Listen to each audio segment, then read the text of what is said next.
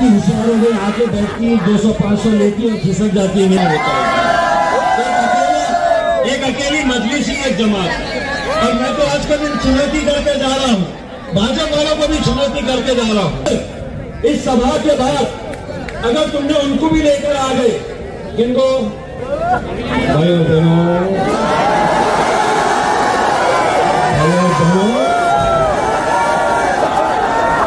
समझ गए ना? अपना नाम लिएगा किसका?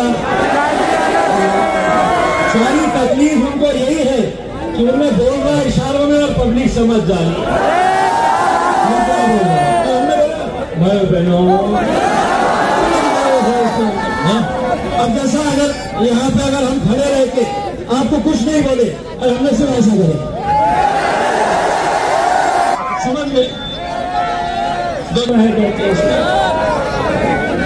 हम तो चुनौती करके जा रहे भाई, इतना जमा करके दिखा दो वस्तु, बगैर 200-500 खर्चा किए, बगैर गाड़ियां आड़ियां भेजे।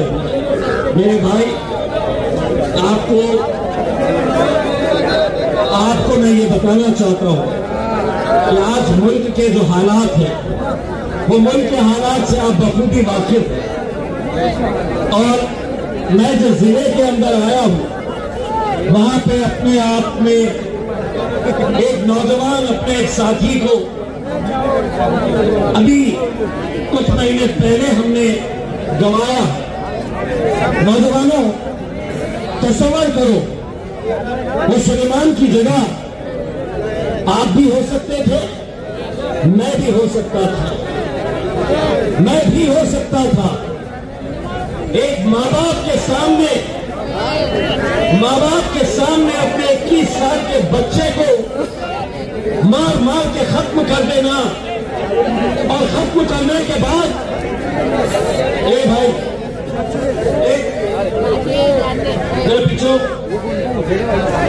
क्या प्रॉब्लम क्या है?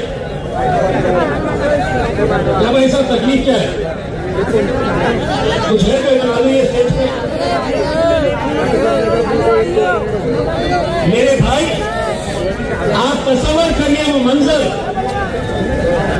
अपने माँ बाप के सामने मार मार कर किसी को खत्म कर दिया जा रहा है और पुलिस जिस तरीके से कार्रवाई करनी चाहिए उस तरीके से कार्रवाई नहीं कर रही, क्योंकि वहां पे जो मंत्री है भाजपा के मंत्री गिरीश महाजन बहुत बड़े दिग्गज नेता है भाजपा के, तो उनके दबाव में, क्योंकि मारने वाले उनके खरीद के, एक मिसाल आपको दिया हूं, आपको शायद पता भी नहीं होगा। आज से करीब 1 साल पहले सतारा में नूरुल हसन नाम के 31 साल के इंजीनियर को, 31 साल का इंजीनियर इशा की नमाज पढ़ने के लिए अपने गांव में, पूना के करीब सतारा के पास एक गांव में इशा की नमाज पढ़ने के लिए गया। उसकी बीवी 7 महीना प्रेग्नेंट, हामिला, दस्तरखान बिछा हुआ। नूरुल हसन से बीवी कहती है कि खाना खा के जाओ। नूरुल हसन कहता है कि मैं नमाज पढ़ के आता हूं और नमाज के बाद हम खाना खाएंगे, दस्तरखान बिछा हुआ। वहीं मस्जिद के अंदर बजरंग दल, विश्व हिंदू परिषद, भाजपा के गुंडे वहां पर पहुंचते हैं किसी एक मुस्लिम लड़के की तलाश में, क्योंकि उसने सोशल मीडिया के ऊपर कुछ डाला। वो लड़का मिला नहीं, मस्जिद मिल गई सामने। मस्जिद के अंदर पथराव किया गया। ए भाई साहब, एक फोन वाले मेरे नीचे, तुम सुन अकेले आए तो सुनने के लिए वो लोग भी तो है। चाचा आप बैठिए प्लीज, बैठ जाइए, बैठिए।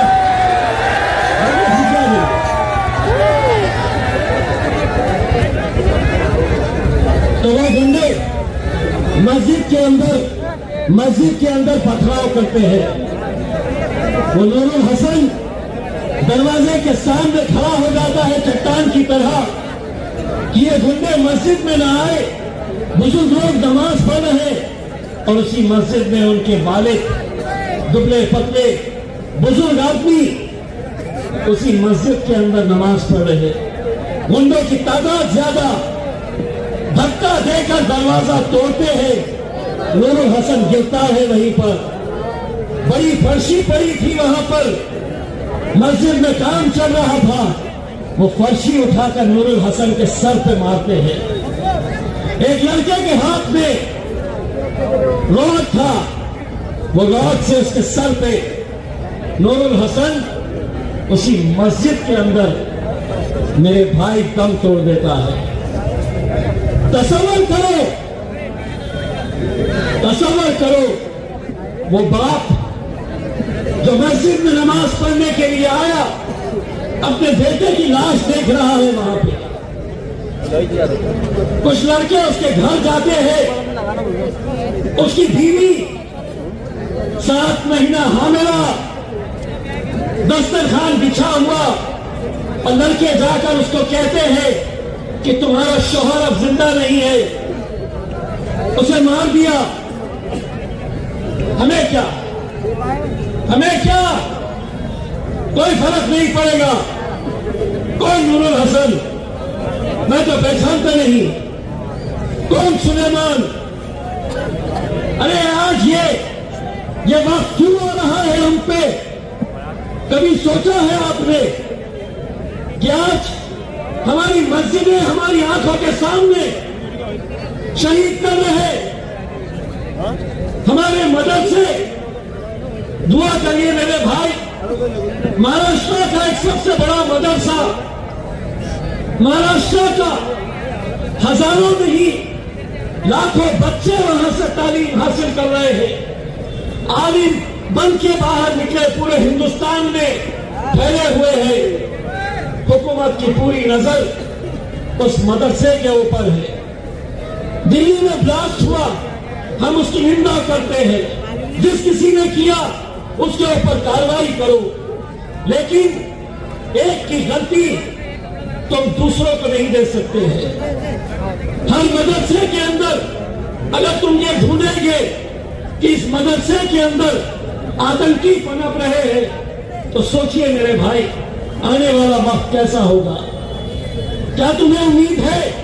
अगर तुम्हें यकीन है, अगर तुम्हें उम्मीद है, तुम्हें पूरा भरोसा है कि हाँ तुम्हारी आवाज अजीत दादा उठाएंगे, उद्धव ठाकरे उठाएंगे, कांग्रेस वाले उठाएंगे, तो मेरे भाई हमारा साथ मत दो। नहीं चाहिए, आप जिसको देना चाहे आप अपना वोट दो, लेकिन मेरे भाई मैं पूरी जिम्मेदारी के साथ ये कह रहा हूं, खुदा न करे हमारे बुरे वक्त के अंदर कोई नहीं साथ देने वाला, कोई नहीं। आज इम्तियाज जलील ने जरा सा क्या बोल दिया तो कल एक पुलिस स्टेशन से फोन आया कि हम लीगल एडवाइस ले रहे हैं आपके ऊपर एफआईआर रजिस्टर करना। क्यों? क्योंकि मैंने दादा के खिलाफ कुछ बोला, मैंने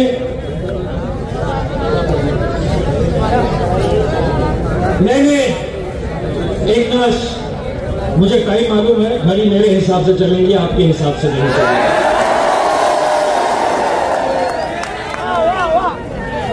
मैंने एक नाथ शिंदे के खिलाफ कुछ बोला, मैंने देवा भाऊ के बारे में बोला, मैंने उद्धव के बारे में बोला, तो मैंने उनको साफ कहा, मैं बोला अगर आप ये फोन मुझे इसलिए कर रहे हैं कि मेरे आने वाले जलसों के अंदर मैं खामोश बैठ जाऊंगा, गाना सुना के कव्वाली सुना के आ जाऊंगा, तो आप गलत हैं। मैं तो उनको अच्छा तरीके से मेरे लहजे में सुनाना चाह रहा था कि तुम्हारी सोच के सांचे में ढल नहीं सकता, जबान काट लो, ये लहजा बदल नहीं सकता। हमें भी तो मुंह को पता है। तुम्हारी लौ से ये लोहा पिघल नहीं सकता।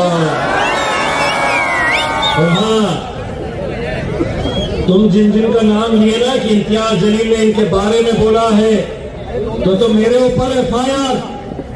क्या महाराष्ट्र के अंदर तुम गूंगे हो जाते हैं तब हमारी कौम के बारे में, हमारे बच्चों के बारे में, हमारे मजहब के बारे में बोला जाता है, तब उनको छूट और सारी बंदिशें हमारे ऊपर।